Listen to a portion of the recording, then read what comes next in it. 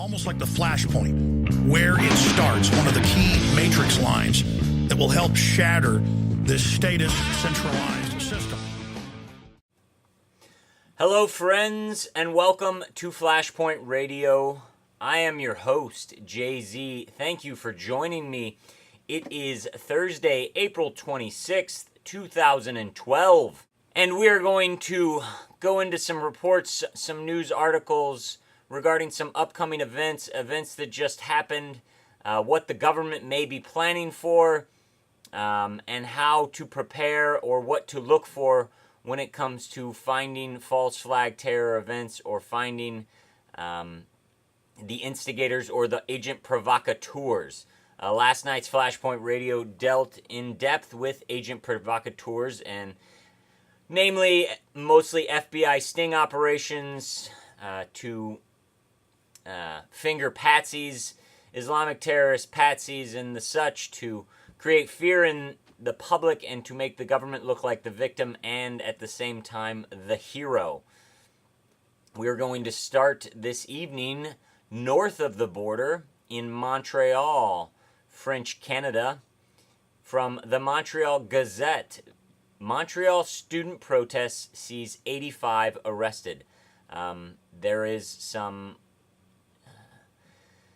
issues with students in Montreal regarding tuition, the access to education. They believe that access is not fair. I don't necessarily agree with them at all. I do not believe that education is a right by any means. I do not believe that they should be asking the government to lower their tuition or their debt repayment plans like our president is proposing in our country. But there was a protest after talks broke down between students and the government, and batons were out, riot shields, pepper spray, percussion bombs, cars were set afire by protesters, and I'm by no means defending the protesters. Onlookers there blamed a small group of protesters for instigating the troubles.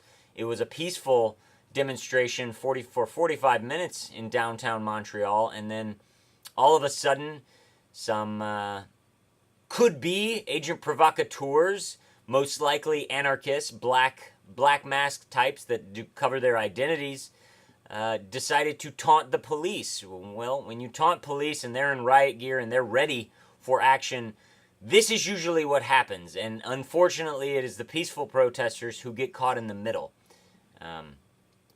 So there's video in the links below to the chaos in Montreal. Check the links below for all articles discussed here on Flashpoint Radio. We're going to move right along into some Infowars.com reports regarding government, U.S. government exercises, planned drills and training procedures within the United States. From Kurt Nimmo, the prolific, never-sleeping writer over at Infowars.com. Ardent Sentry 2012, U.S. and Canada conduct major military exercise. May 2nd through May 9th, Northcom announced that they are going to be running drills with the Canadian government and various state military organizations around the country. They'll be held in North Dakota, Oregon, Texas, Alaska, Connecticut, and Nova Scotia. The document says Ardent Sentry 2012 is, quote, billed as a major exercise focused on defense support of civil authorities. Well, they said civil authorities. Are you a civil authority? Am I a civil authority? Is your mother, father, sister, brother, son, daughter, grandfather, cousins, friends, coworkers, are they civil authorities? Is this a drill to protect civilians? No. This is a drill and training to protect civil authorities, i.e. government protection, protecting the government against threats. They do not seem to care about civilians because they believe, well, I take that back. They say that this is them protecting civilians because the government thinks it's their job to protect civilians from all danger. So, in turn, by protecting government, they're protecting the people. You see how that works? In North Dakota, they're going to be responding to a simulated nuclear weapons incident. In Oregon and in Texas, it's going to revolve around weather-related incidents. And, most of it might be innocuous, and it might be actual training for disaster relief. But we have local authorities and we have local people that can handle helping their local population. But if you want to protect the government, you're going to need to bring in outside forces, because the government will not find protection from civilians, because civilians will be busy protecting themselves, as they should. And we're going to move again to another Infowars.com article from Paul Joseph Watson, our friend over across the pond in the UK. Russian troops to target terrorists in America as part of drill. Watch out, Colorado Springs. Watch out, Fort Carson, Colorado. On May 27th, Russian airborne troops will be conducting drills with American troops revolving around anti-terrorism. Quote, airborne troops from Russia and the United States would hold joint terror drills in the U.S. state of Colorado between May 24th. Funny that you have to go to Chinese news and Russian news to find this. There is no mention as of yet in the mainstream United States press. But, yeah.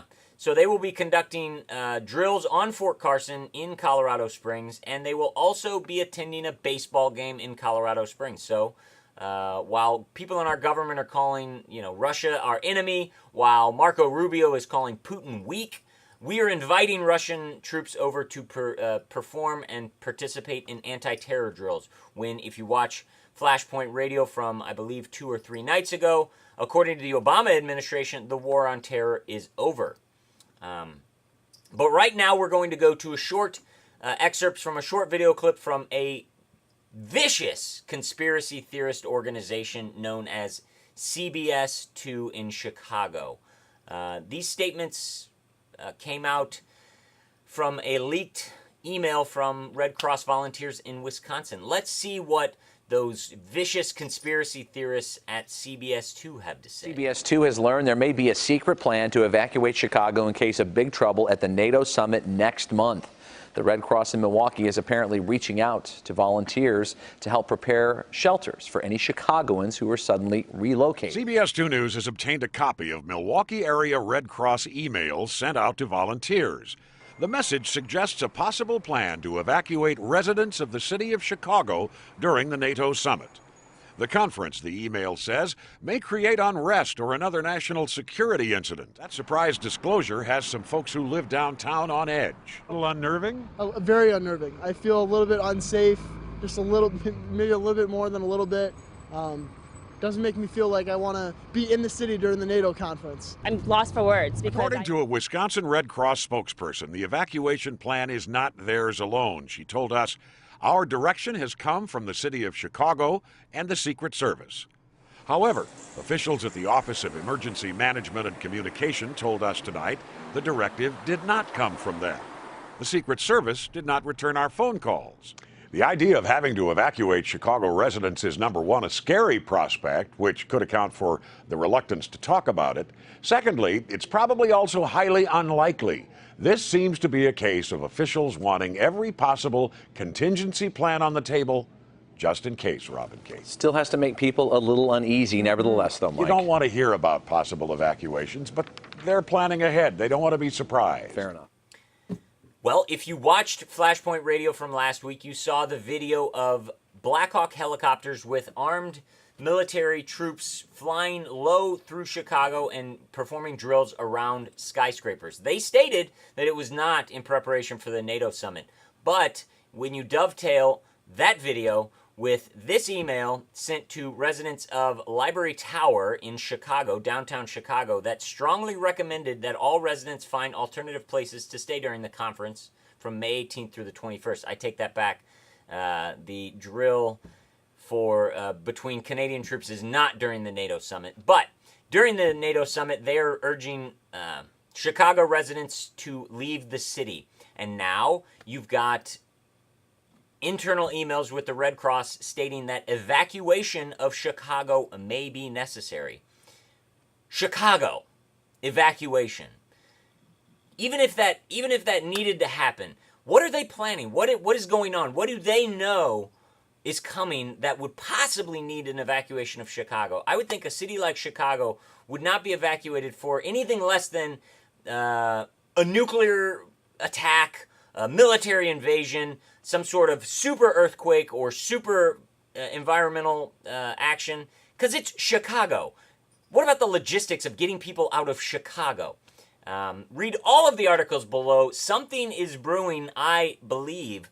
Keep your eyes open and watch out for those agent provocateurs. If you see protests going on and you see people in black masks covering their faces, acting out against the police, pull back from those people. Those people are probably agent provocateurs who are being put up by federal authorities to cause trouble, to require the government to come in and save the day. Keep your eyes to the sky. Look, that might be where it's coming, but keep your eyes everywhere. Jay-Z signing off for Flashpoint Radio saying, God bless, check me back. Keep your eyes to the sky again. You know, I mess up every once in a while too. Force get ready, baby, get too much. All the world will suffer, the Wookiees wicked clutch.